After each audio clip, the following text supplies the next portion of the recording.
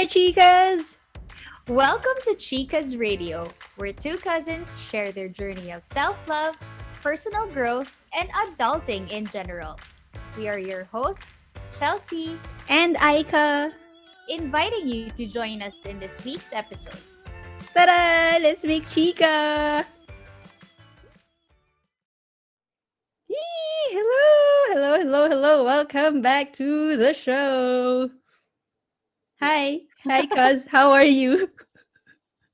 I'm good. Ang dami ko nang na-share sa'yo before we recorded. So, nagchikahan kami guys. Sorry, without you. Oo nga. Next time Pero, namin i-share next time. uh Yay! So, what are you grateful for this week, guys? So, ayun, for me, what I'm grateful for this week, ang babaw niya. Pero, I'm really grateful for my mic arm. Yes! Thank you, Shopee! Thank you talaga, grabe. Pakisend na lang ang check, please. Pero kasi before, a little background lang. Before yung setup ko, nakaupo ako sa chair ko, and then I have two pillows on my lap. And then yung mic with its tiny mic stand na ganito lang kahaba. Sa mga nasa YouTube, nakikita nila. Mga isang dangkal lang na haba. So, maliit siya, di ba? And dahil nga ganun yung setup ko, bawal akong gumalaw when we're recording because the mic is going to drop. Fall. Going to fall. It's going to drop. Like Mic a mic drop. drop. Ang funny, ang sabaw na to. But anyway, yun nga, mahuhulog kasi yung mic pag gumalaw ako. So, ang nangyayari, nagka-cramps yung legs ko when we're recording and hindi ako nakaka-focus sa kung ano yung sinasabi dahil yung focus ko nasa legs ko na nagka-cramps. That's Uy, it. hindi ako, I'd have to disagree with you na mababaw yun. Kasi 'di ba, pinag-usapan natin during on how to be productive is you have to invest in your workspace. And having that arm mic, sa totoo lang, nakaka-motivate siya to record and to, as in, feel na feel mo na nagpo-podcast ka. 'Di ba? Totoo. Nag-record ka ng podcast. Mafe-feel mo talaga na professional ka na, gano'n. Wow naman sa professional. Wow naman po sa professional. But I have to agree nga na it's very comfortable now. Kaya gusto-gusto ko lang mag-record. Anyway, we're getting off tangent. Ikaw naman, what are you grateful for this week? So for me, something that I'm really grateful for this week is me realizing that I need time for myself. Actually, since June started, I've been working nonstop. I've been really active. During the first week of June, I worked on a talk for work in our school. And then right after that talk, I had to start for summer classes. And syempre, summer classes every day siya for the whole month of June. And of course, during weekends, I'd have to spend time with my family, and then with my personal projects like my YouTube channel and then our podcast. Na I think 2 days ago I started to feel that overwhelming feeling na there's something wrong but I can't pinpoint what it is. Uh, So I've been reflecting, parang, ano ba 'to? Okay naman ako, sa work ko happy naman ako, wala namang nangyayaring alam mo yun, walang nangyayaring Oo. something. Pero meron talagang negative emotion deep down na, yun nga, I couldn't pinpoint what's wrong. To the point na I messaged you na, can we call earlier? Kasi I really need a chikahan session before we record our episode for this week. Kasi my thoughts are really everywhere. And that's when I realized nga na I've been giving time for a lot of things, for my work, for my family, na yun, I haven't spent time with myself. And I think yun yung kailangan ko talaga ngayon. And I'm really thankful for that realization kasi with me realizing that, alam ko na what action to take for me to get out of that. Overwhelm. But anyway, I just want to say that self-love and self-care is foundational. So yung nararamdaman mo, it's valid and dapat talaga siyang pagtuunan ng pansin. Because if if we don't give love to ourselves, who will, 'di ba? Actually, yun nga eh. Isa sa na-realize ko, yung top two love languages ko are quality time and acts of service. And those are the things that I've been, di naman depriving, pero those are the two things na hindi ko nabibigay sa sarili ko for the past few weeks. And it's something na actually I'm really thankful for also about our topic for this week, which is the five love languages of Dr. Gary Chapman. Sorry, tinignan ko pa dito. Okay lang 'yun. Last time I mentioned him, sabi ko Jerry Chapman. I'm so sorry. So, anyway, ayun. Um, Another thing that I'm thankful for, yun nga, of me knowing my love language. Kasi if not because of it, hindi ko mapipinpoint yung yung overwhelming feeling, kung saan nanggaling yung overwhelming feeling that I've been feeling for the past 2 days. Yeah. So for our listeners and viewers from YouTube, if you don't know what the five love languages Or are, you can take the test online okay. at Basta fivelovelanguages.com, i-google nyo. if I'm not mistaken. Hindi. Yeah. I think that's Sorry. it. Yeah, fivelovelanguages.com. You can take the test there.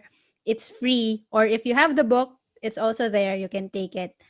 And a little background from Dr. Gary Chapman on how he came up with his five love languages. So, during his time of marriage counseling, couples usually say to him that, for example, the wife will tell him that I don't feel loved. And then when Dr. Chapman will ask the husband is going to answer, I don't know why she doesn't feel love when I'm doing all of these things. And then he realized when he looked into his multiple notes and research for decades, he figured out that it boils down to this five love languages. And the five love languages are the following. Number one, words of affirmation. Number two, giving gifts. Number three, quality time. Number four, physical touch. And number five, acts of service. So, lima lang sila. Wala pong Mm. ibang love languages na binanggit si Dr. Gary Chapman. So, when you take the test, only those five. Okay, so when you take the exam, you will get different results. So for you, cousin, it's quality time and acts of service. Those two are your primary love languages. For me, it's physical touch and quality time. And for other people, they can have four primary love languages and then one that is uh not dominant. Mhm. And for others, it can be just one dominant primary love language. But it doesn't disregard the other love languages. So, what do I mean by that? What I mean is that you can still give gifts sa aming dalawa. Kahit na hindi siya ang aming primary love languages. We will still feel loved when you give us gifts. What the love languages give us is the information of how we feel loved the most. So for Chelsea, she will feel loved the most whenever you spend time with her quality time with her, or when you do something for her, like ikaw ang naghugas ng pinggan, gano'n. Gano'n siya matutuwa. Pero okay lang din naman sa kanya if you tell her from time to time that, "Oh, you look good today. You're so pretty today. You did a good job today," or "I love you." She will still feel loved that way.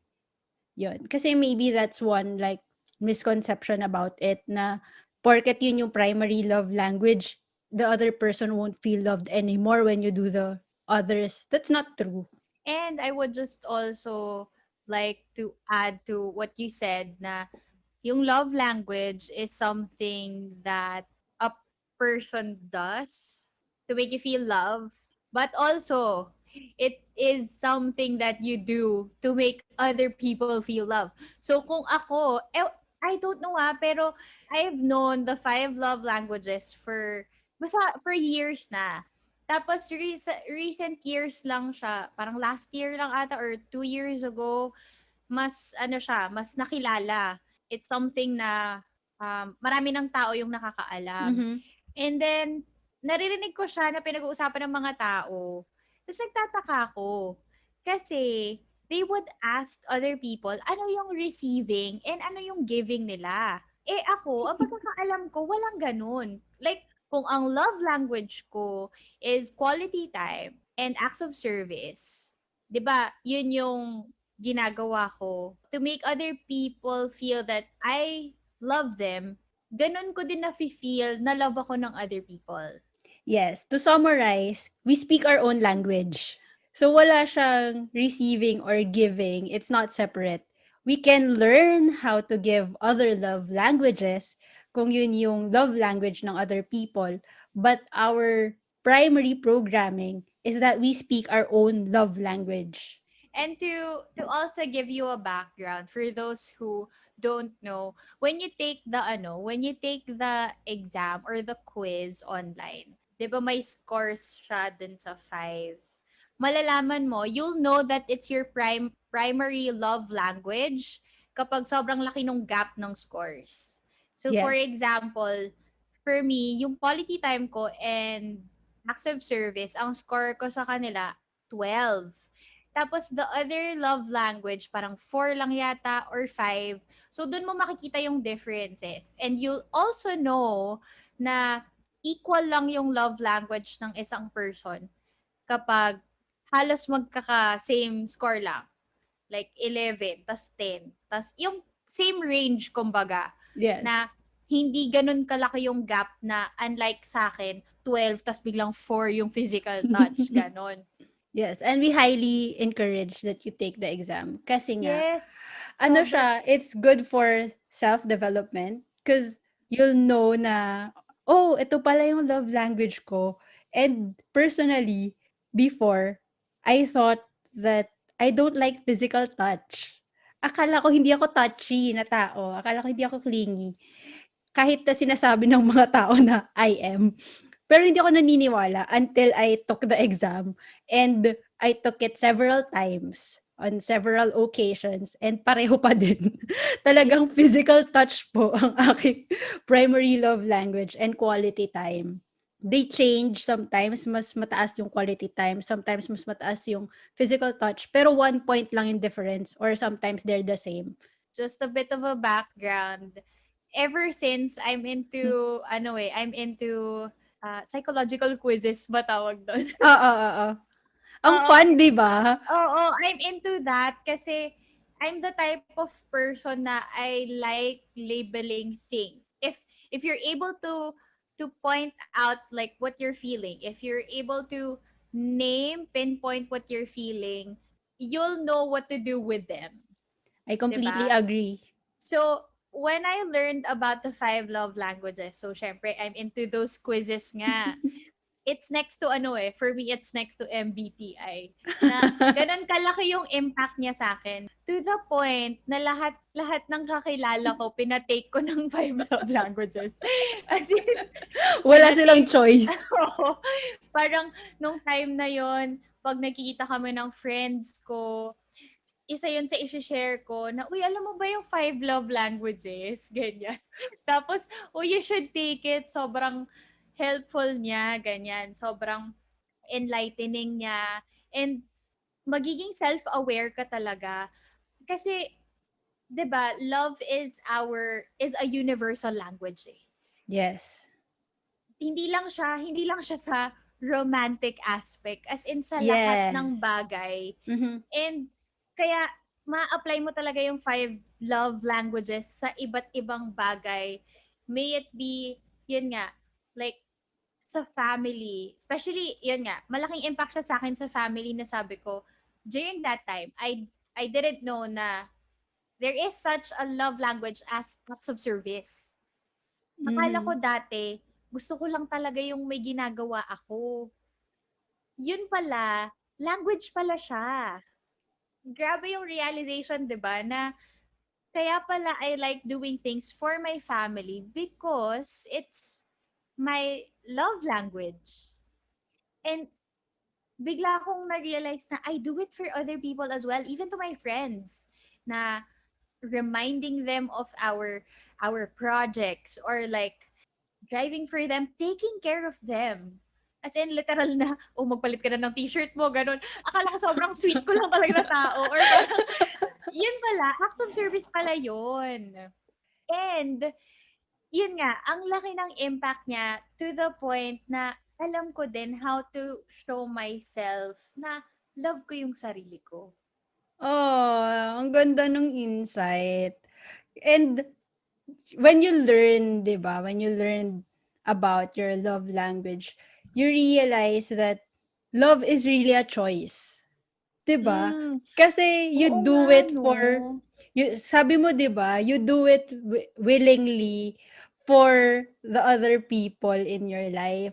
So you actually chose to drive them home or to tell them about the project deadlines or na magpalit na ng damit. 'Di ba? It's a choice na you need to also know the love language of other people. Kasi baka naman hindi pala sila comfortable with your acts of service, 'di ba? And since love is a choice, you need to choose then to learn the primary love language of the other person. Totoo 'yan. Kasi when I learned about the five love languages, aside from fun yung quiz, and yun nga, natutuwa ako sa mga gano'n, psychological quizzes. More than that, nakakatuwa knowing the love language of the people that you know, of the people that you Yes. love. Mhm. Because by then, if you know their love language, alam mo how you would make them feel love. Exactly. When I learned that one of my best friends' primary love language is words of affirmation, I make sure that I message her or I tell her words of affirmations. For example, nagluto siya. So I'm going to express it verbally, yung appreciation ko. I'm going to tell her that, "Oh, ang sarap naman ng luto mo. Grabe. And thank you for cooking for me or cooking for us." That way, sobrang mararamdaman niya na, "Oh, na-appreciate ko siya." I can do it using my primary love language, which is physical touch. Puwede ko siyang yakapin, pero if I don't express it verbally in words, yung impact nung love hindi gano'n. Parang mafe-feel niya yung love Oo. 50% kapag niyakap ko siya, pero 'pag sinabi ko sa kanya na, "Ang sarap ng luto mo," mafe-feel niya yung love 100%. Gano'n Oo, gusto siya. ko yung I like how you described it. Iba yung impact kasi yun talaga siya. Iba yung Yes. impact when you use the language of the other person. Yes. So, ayun. So, for those people, kasi for sure merong mga tao na they're not comfortable with, for example, their partner's primary love language. If you're a person na is not used to physical touch, for example, but then your partner, that's her or his primary love language, then you need to take baby steps to learn how to express that. So, instead of holding hands, for example, yung pinky muna, yung mga pinkies niyo muna yung mag-holding hands, 'di ba? Tapos unti-unti hanggang sa yung buong ano na, hands niyo na yung magkahawak, Pero gano'n. dun mo nga mapo-prove 'no, that love is really a choice. Yes. Kasi if you know the love language of your partner and that love language is the least of your love Yeah, language, you'll make an effort to make your partner feel love. Kahit exactly. it's not, kahit it's the least of your love languages, 'di ba? Yes, totoo. And there's no such thing as giving too much of that person's primary love language. Meron siguro it can be too much if it's not their primary love language.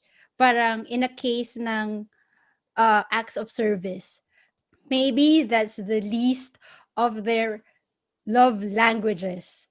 So, ang mangyayari, they'll just feel smothered instead of loved. But if you're going to give them love using their primary love language, the love will just overflow. The people around them will benefit from that. Kasi syempre, when you're overflowing with love, di ba? Kanino mo pa ba ibubuhos? Sa mga tao sa paligid mo, like your family, your friends, your co-workers. Share ko lang din. So, Sige, go.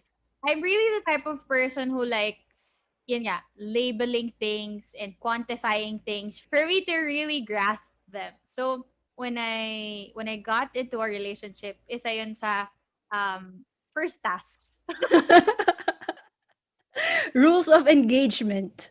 is to know the love language of my partner, of my chosen partner. Although, 'di ba nga kahit sinong nakikilala ko pinapatake ko ng five love language. So, nung friends pa lang kami, pinatake ko na siya nung five love language.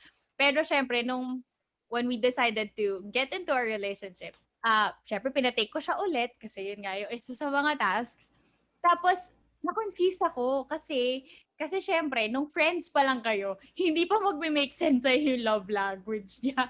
Parang, sige, okay lang yan. Kahit ano pala eh. Pero siyempre, nung eto na, in a relationship na kayo, gusto mo na mag-effort, di ba nga, love is a choice. So, na-confuse ako kasi yung love language niya, parang halos equal lahat. Na I even approached you, di ba? Parang Yes. tinanong kita, kasi alam ko, nabasa mo yung book, na kasi sobrang parang equal yung sa kanya. Pwede ba yun? Mhm. Possible ba yun? Kasi halos equal. So sabi ni Ate Aika, akala mo hindi ikaw yung kausap eh, no?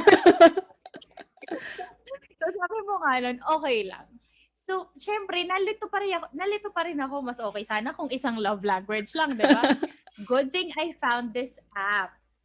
Yes! Anong app yan? Come on, let's promote the app. And app baka naman. Ganun kasi talaga ako gusto ko sinesystematize yung mga bagay-bagay.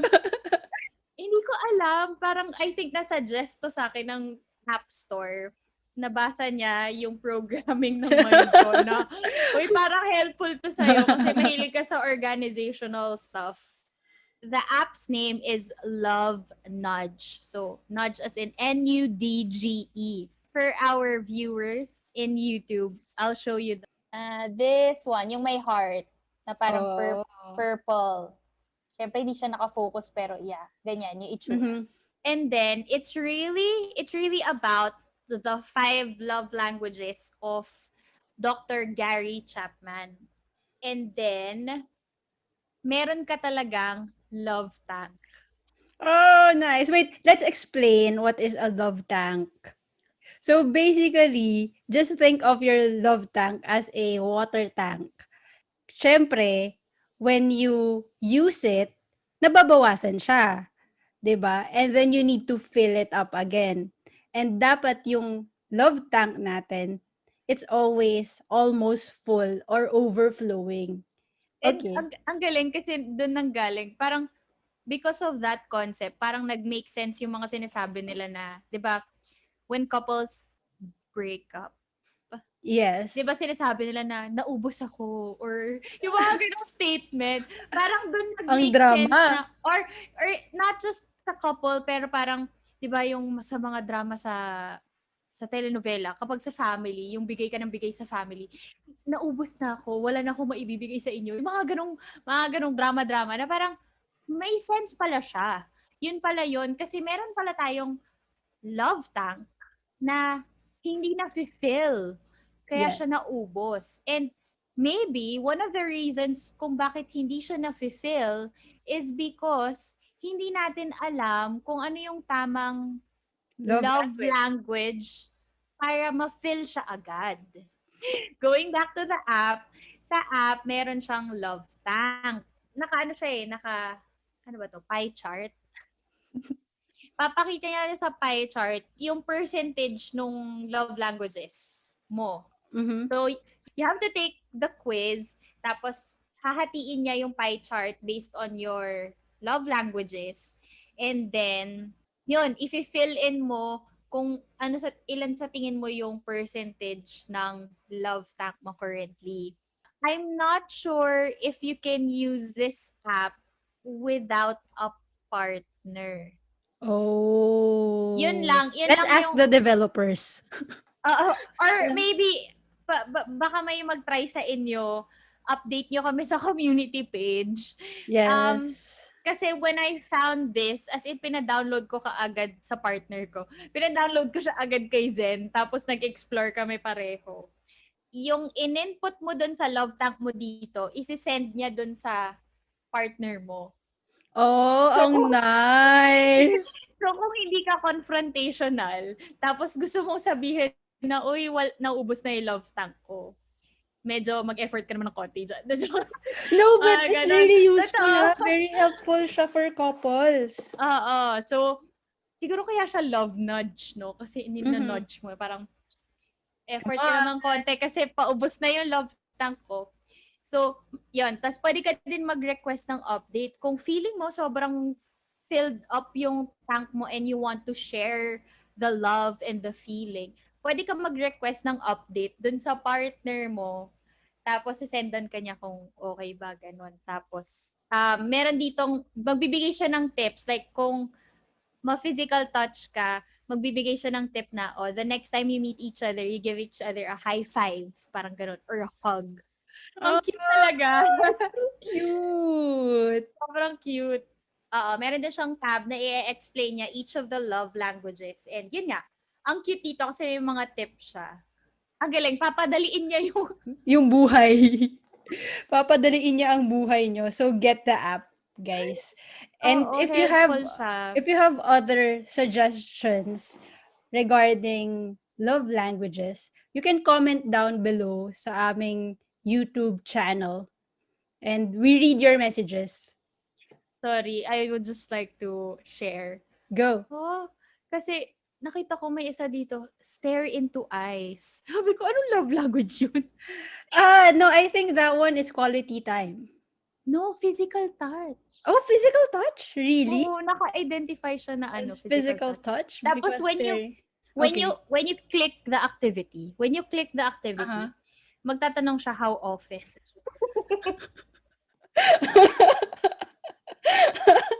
Wait, paano Cute. how often? Magre-request ka like how often? Daily, 6 times a week, 5 times a week. Oh, so you're like really requesting from your partner what he or she needs to do. Oo. Oh, ang cute ha. O, di ba napapadali ang buhay? Sabi ko sa inyo, I'm really into systematizing things and making things easier for me. So, sobrang helpful talaga nito.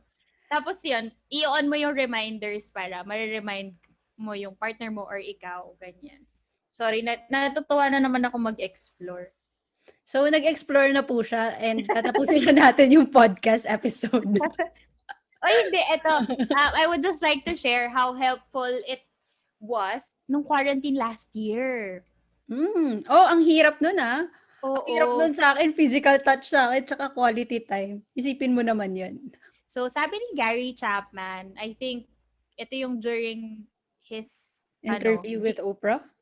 interview with Oprah na if hindi kayo together physically, you can just tell that person na, if I were there, I'd give you a massage or something. Yung Yes. mga ganon, na I'll give you Yes. a hug.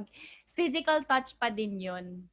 So, yun, helpful siya during the quarantine. Ito, hindi namin alam how to see each other, kami ni Zen. Kasi, di ba, malayo siya nakatira, ganyan. Tapos, walang public transportation nung time na yon. So, really had to be creative. Na ano talaga na-test yung creativity namin. So, what we did was, we set a time to have an uninterrupted video call to each other.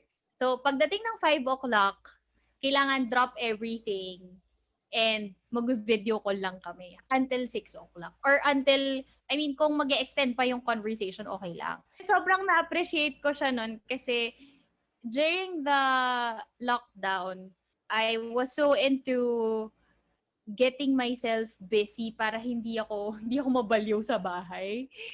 So, gumagawa ako ng different activities every day na sometimes kahit ako yung nag-set nung 4 o'clock or 5 o'clock, nakakalimutan ko yung time. Tapos siya pa yung magre-remind sa akin na, "Love, 5 o'clock na. Are you there? Available ka na ba?" Ganon.